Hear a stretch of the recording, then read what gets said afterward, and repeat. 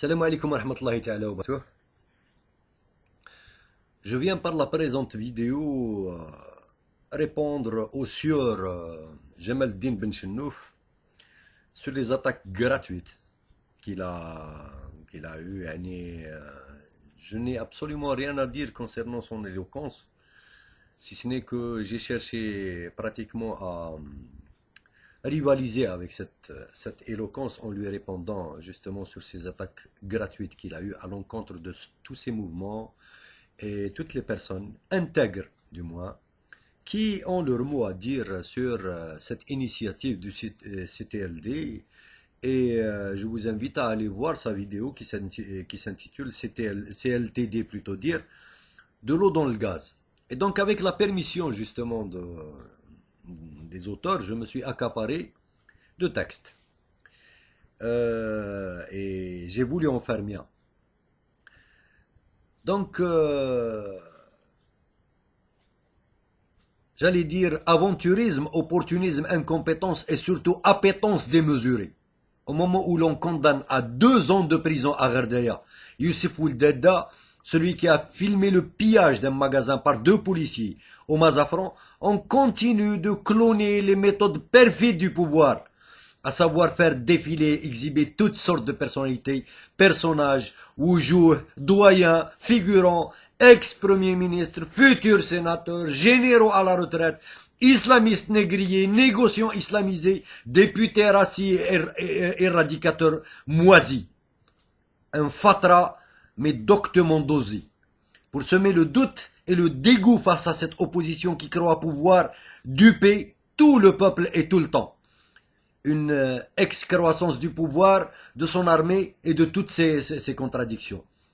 Qui veut aujourd'hui nous convaincre que les marginalisés du harem peuvent constituer une force, si loin des Algériens, et qu'au nom de ce je ne sais quel compromis boiteux, toutes les compromissions seraient permises.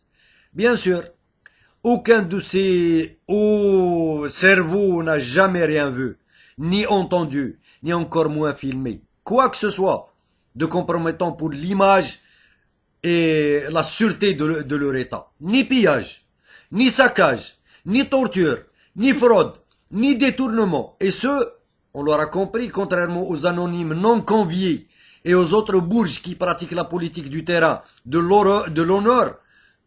J'en citerai Monsieur Salah Din Sidhoum par exemple, une case qui vous envoie comme au Monopoly directement en prison.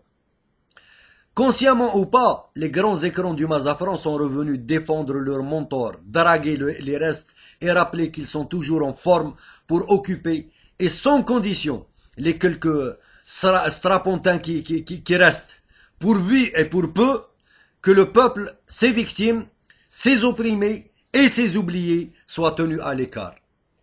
Pour répondre aussi à Al-Magharibiya, ça y est, je ne comprends plus sa ligne directrice, apparemment Salim Salhi fait la pluie et le beau temps, même pour ceux qui, et si Ghani Mehdi qui se prend pour le nouveau Messie. Je dirais, mais faut-il ne voir que de l'abject, notamment du point de vue des gens? Il y a un somnambulisme,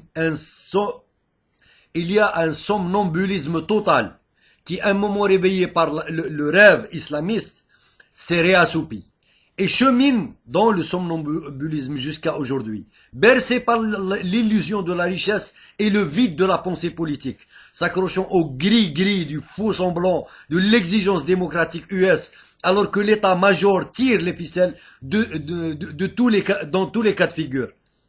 Sortir de ce somnambulisme est en soi positif, même si c'est pour 10 minutes. Mais là s'arrête le bénéfice.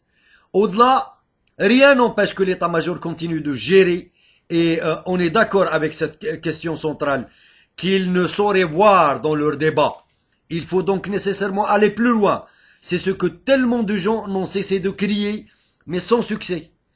Il n'y a de pire sourd que celui qui ne veut entendre, et il n'y a de pire aveugle que celui qui ne veut voir.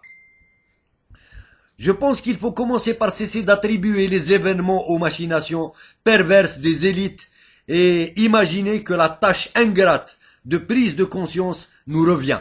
Les élites regroupées en opposition d'alternatives tels que le CLTD et non le changement, où les ex-Hamas reçoivent le puissant vainqueur et le RCD fraternise, ne sont mus que par des intérêts et se positionnent en pensant et agissant dans le monde clos de la fausse technocratie, du fric et de la prédation.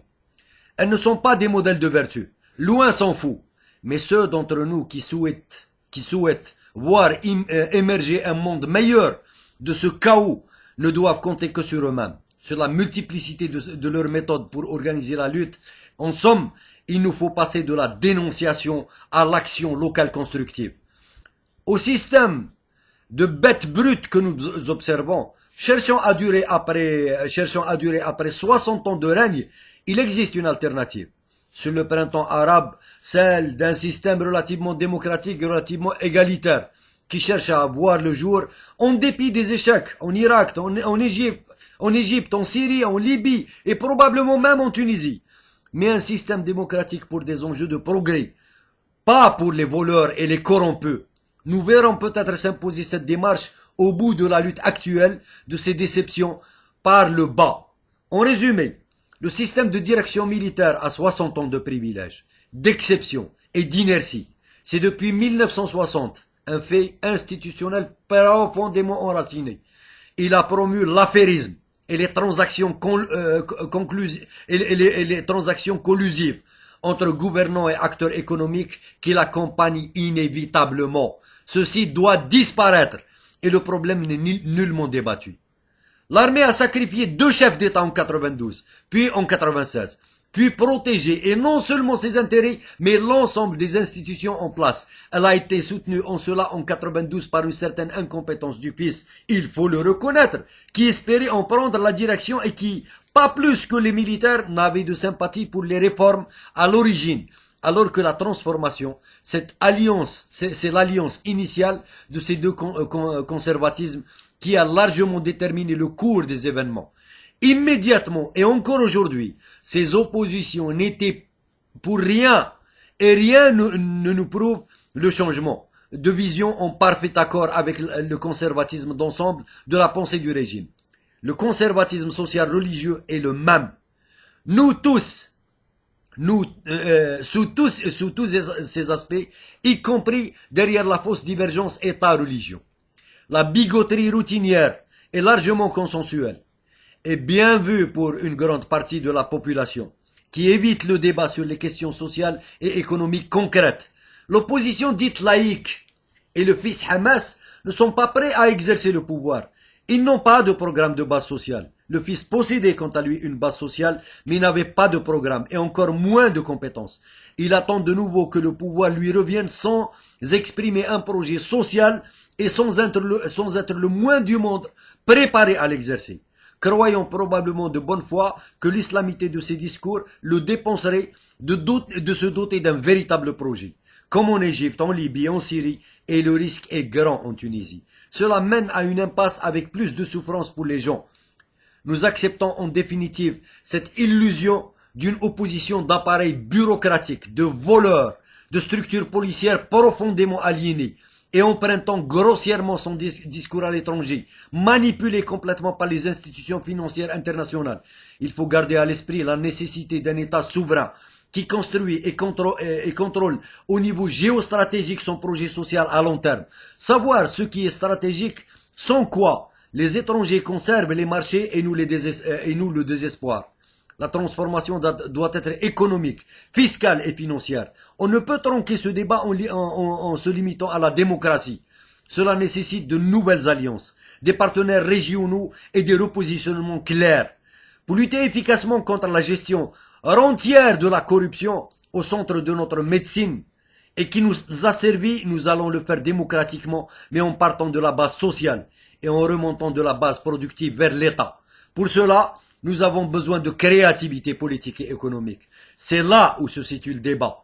Le reste semble, ou plutôt ressemble, à un examen d'enfant studieux pour le concours de gouvernement auprès des militaires. Sans plus. Voilà, j'espère, Monsieur Jemeldin Ben Chennouf, Monsieur Ghani Mehdi et le Magharibia, j'espère qu'ils ont très très bien reçu le message. je n'hésiterai pas à être beaucoup plus virulent de toutes les façons. Salam alaikum wa rahmatullah.